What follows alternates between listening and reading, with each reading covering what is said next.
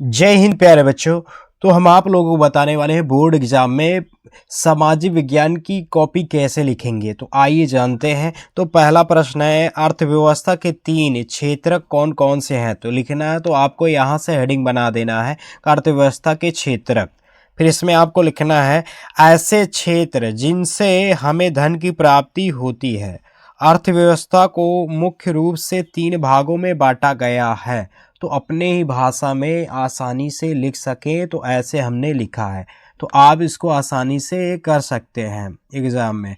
अर्थव्यवस्था को मुख्य रूप से 3 भागों में बांटा गया। पहला प्राथमिक क्षेत्र, दूसरा है तृतीयक क्षेत्र और दूसरा है द्वितीयक क्षेत्र, तीसरा है तृतीयक क्षेत्र। फिर आपको लिख देना है अर्थव्यवस्था के 3 प्रमुख क्षेत्र इस प्रकार हैं। तो पहला लिखेंगे यहाँ प्राथमिक क्षेत्र, हेडिंग डालेंगे ब्लैक पेन से प्राथमिक क्षेत्र।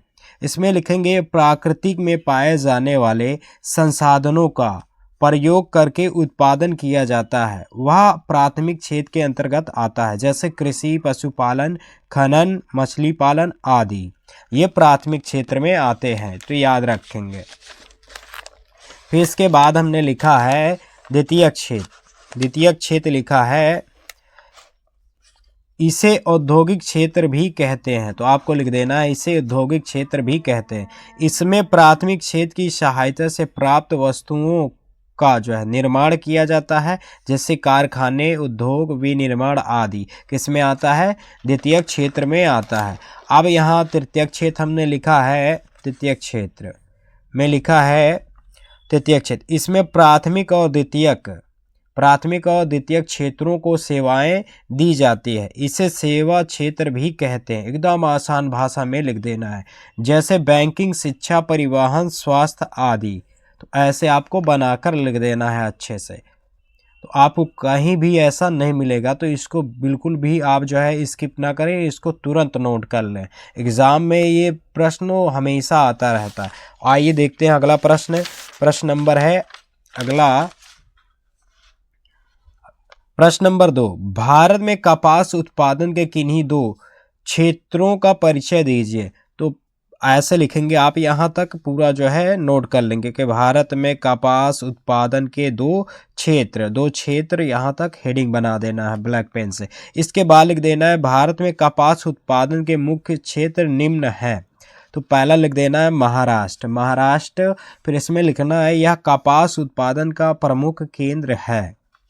यहाँ की जलवायु और मिट्टी कपास की खेती के लिए बहुत उपयोगी है। यह विशेष रूप से महाराष्ट्र के पुणे, अहमदनगर जिले कपास उत्पादन के लिए जाने जाते हैं। ऐसे लिख देना है। और दूसरा इसी में लिखना है गुजरात में लिखना है यह कपास उत्पादन में सबसे आगे है। ऐसे अपने भाषा में बना के लिख देना है। जहाँ की जलवायु और सिंचाई कपास की खेती के लिए बहुत उपयुक्त है। यह गुजरात के सूरत, अहमदाबाद आदि जिले कपास के लिए जाने जाते हैं। यहाँ गुजरात के सूरत जिला और अहमदाबाद जिला कपास के लिए जाने जाते हैं। ऐसे बना के लिख देना है एग्ज़ाम में। तो बिल्कुल कॉपी ऐसे लिखेंगे तो पूरा फुल में फुल नंबर दिया जाएगा एग्ज़ाम में। आइए अगला प्रश्न देखते हैं। प्रश्न नंबर है तीसरा, जैव और अजैव संसाधन क्या होते हैं, वर्णन कीजिए। तो पहला है जैव संसाधन, हेडिंग डाल देना है। तो जैव संसाधन वे संसाधन जो जीवों से प्राप्त होते हैं, उन्हें जैव संसाधन के अंतर्गत रखा जाता है। ये विकासशील होते हैं, जैसे मनुष्य, वनस्पति, मत्स्य और पशुपालन आदि। ये किस में आता है। फिर इसके बाद आपको दूसरी हेडिंग डाल देना है अजैव संसाधन। तो लिखना है वे संसाधन जो निर्जीव वस्तुओं से प्राप्त होते हैं, उन्हें हम अजैव संसाधन कहते हैं, जैसे चट्टानें, धातुएं, मिट्टी, जल, वायु आदि। इस तरीके से आपको लिख देना है। फिर इसके बाद है चौथा प्रश्न है। चौथा प्रश्न दिया गया है,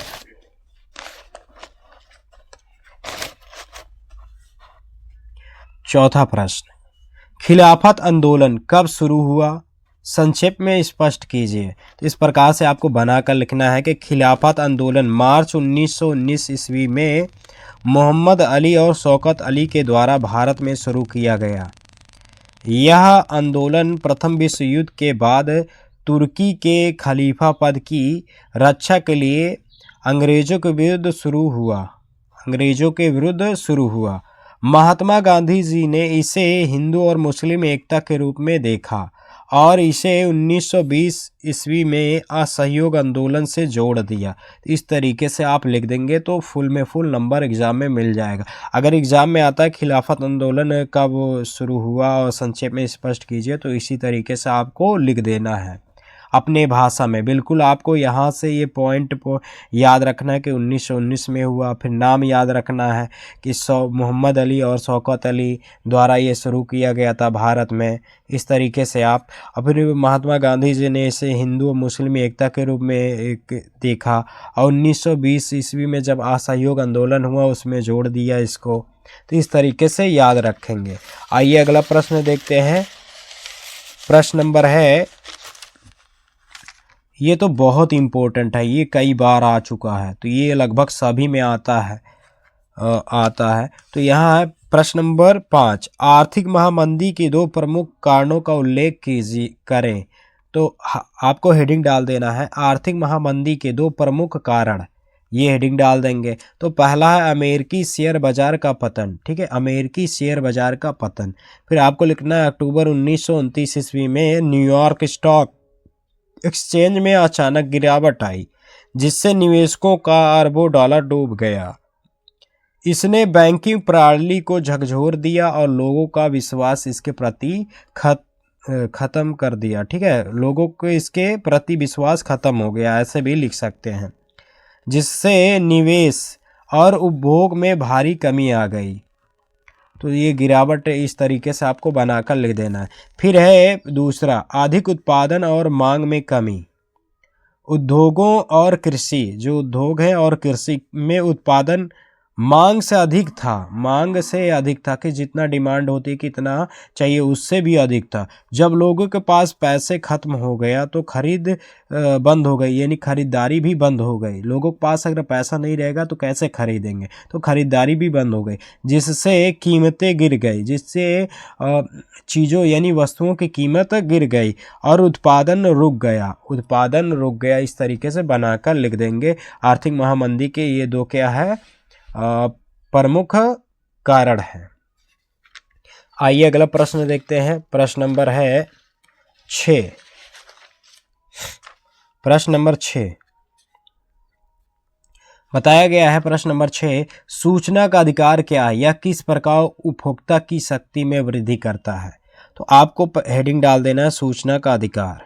सूचना का अधिकार यह एक कानूनी अधिकार है और यह अधिनियम भारत में 12 अक्टूबर 2005 को लागू हुआ, जो भारतीय नागरिकों को किसी भी सरकारी विभाग की जानकारी मांगने की शक्ति प्रदान करता है, जिससे पारदर्शिता और जवाबदेही सुनिश्चित हो सके और साथ ही भ्रष्टाचार या गलत प्रथाओं से बच सके।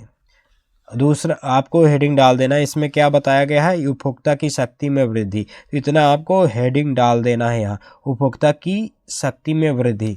तो जानकारी, पहला हेडिंग डालेंगे जानकारी। उपभोक्ता उत्पाद या सेवा की गुणवत्ता, मात्रा और कीमत के बारे में सही जानकारी देता है। तो ये जो है इस तरीके से बना के लिख देना है। अगला है भ्रष्टाचार। भ्रष्टाचार पर रोक, जैसे सरकारी सेवाओं जैसे राशन हो गया, अस्पताल में पारदर्शिता ला सके, जिससे भ्रष्टाचार पर रोक हो सके। इसके लिए उपभोक्ता की शक्तियों में वृद्धि होगी। तो इस तरीके से आपको लिख देना है।